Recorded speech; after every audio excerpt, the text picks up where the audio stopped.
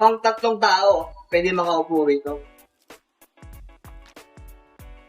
Gandang araw. Ito, may panibago ulit tayong gawa. Thank you kay Ma'am Ana Marie Cabado na nagtiwala agad na magpagawa sa amin. Si Ma'am Ana Marie, taga Tugigaraw. Ito, itatracking namin to. Itatracking pa namin ito. Mabot ng Tugigaraw. Okay, sukatin na natin. 72 inches. Ang lapad, 29 inches.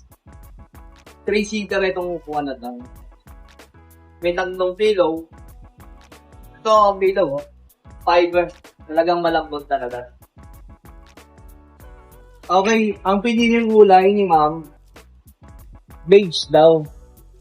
Ito yung kulay. Pwede kayo mamili rito, ma'am. Madam and boss, pwede po kayo mamili rito. Ito ang napiling kulay ni Ma'am Ana Marie. Kulay beige. Ito na po yan.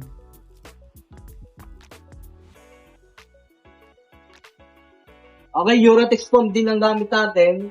4 inches. Ganun pa rin kakapal, oh. Fixed cushion. Yan. Ang pan nito, plastic lang, PVC. Okay, upuan natin, oh. Okay, relax na dito. Ganda, oh. 3 na. Pang 3 tao, pwede makaupo rito.